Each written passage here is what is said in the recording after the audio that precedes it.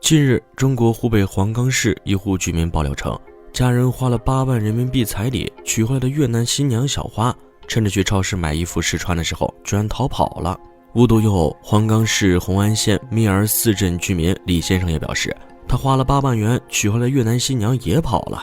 据猫眼了解，当地一共有6名越南新娘集体出逃。调取监控录像后发现，越南新娘出逃时有人里应外合，协助新娘逃跑。6名涉事居民花费的彩礼钱不等，大概在8万到12万元左右，一共将近50多万的彩礼钱，人没了后悔不已。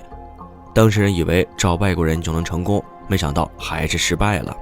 其实关于越南新娘的问题，猫也提醒过大家很多次了，买来的媳妇大多不靠谱，而且买卖人口是违法行为。但可怕的是，近些年在农村地区，哪怕是明媒正娶的老婆，也会出现女方生下孩子立马就消失的无影无踪的现象，而这些男人还有个统一的称谓——旗袍族。大家好，欢迎来到猫眼观察室，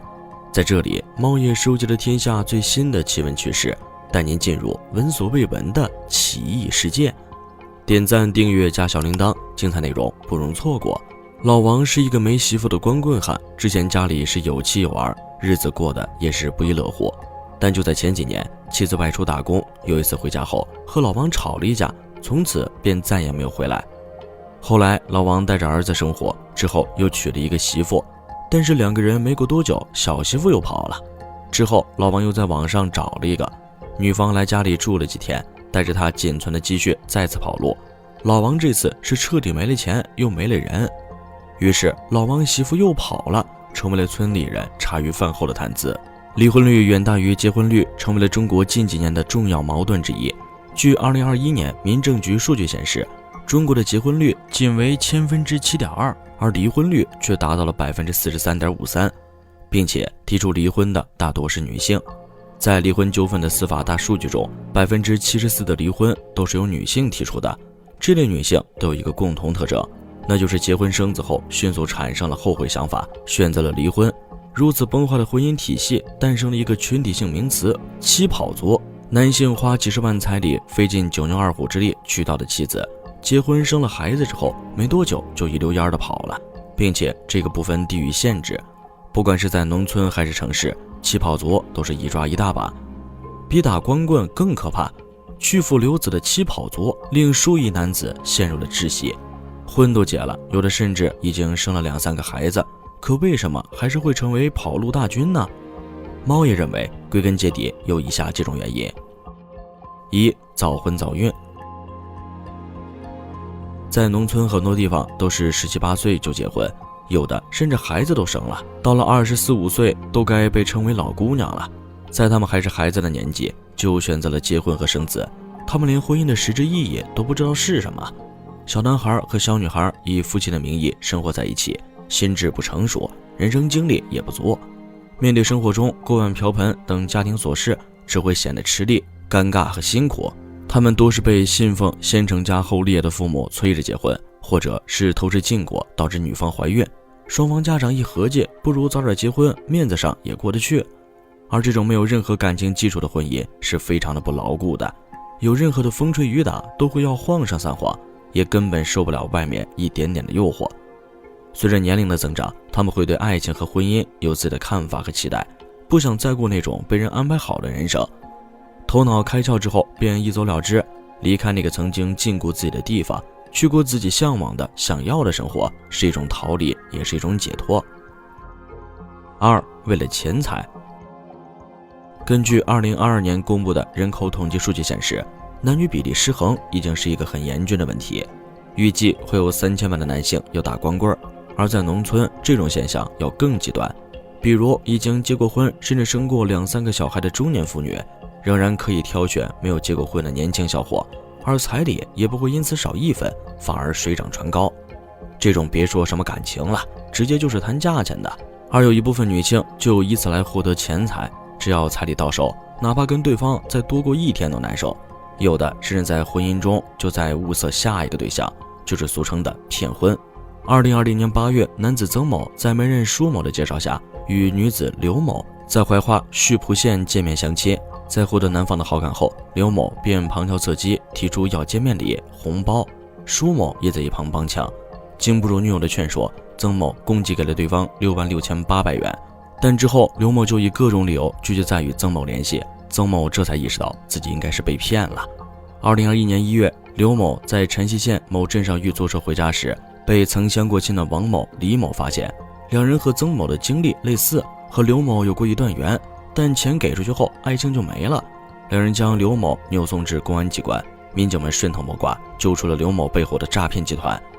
原来这是一个以舒某为首、刘某等10余人组成的，假装给未婚男子介绍相亲对象，实则骗取男方钱财的较为固定的犯罪集团。他们流窜在怀化市晨曦县、麻阳苗族自治县、溆浦县等地，假借相亲之名疯狂诈骗。1年里先后实施诈骗活动30余次，累计诈骗176.46万元。该犯罪集团分工明确，由舒某充当媒婆并物色作案对象，刘某等人充当相亲女以及相亲女的父母、兄弟、姐妹、各种亲戚等。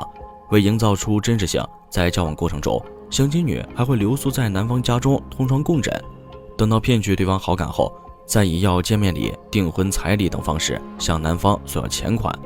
好在最后结果大快人心，人民法院经审理认为，被告人舒某等11人以非法占有为目的，采取隐瞒真相、相亲骗婚的方式骗取他人财物，已构成诈骗罪。根据11名被告人在犯罪中的地位、作用及各自具有的量刑情节，法院依法判处11名被告人有期徒刑13年至有期徒刑11个月不等刑罚，并处5万元至5000元不等罚金。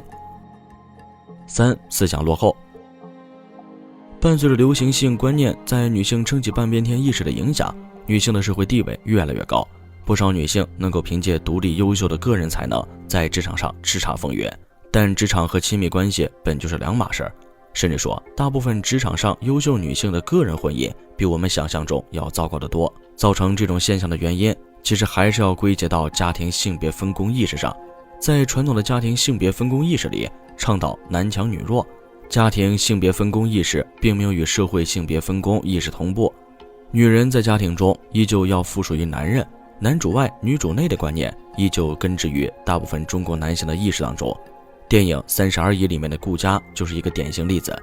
顾佳不仅长相漂亮，在社会和职场上更是一名妥妥的经济独立女性，而她的丈夫却远远不如她。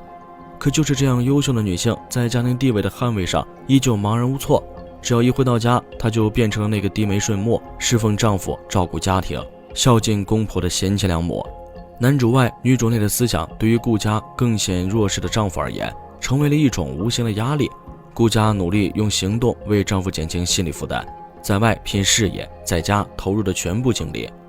却依旧换不来丈夫的渐行渐远和出轨。在女性独立权崛起的今天，大部分的男人就和顾佳的丈夫一样，很难适应妻子女性角色的改变，因为男性自身的角色是不变的。男主外女主内的传统观念让众多男性无比焦虑，出于雄性的自尊本能，他们依然习惯于女性听话顺从的关系，不愿意也很难理解女性角色的改变。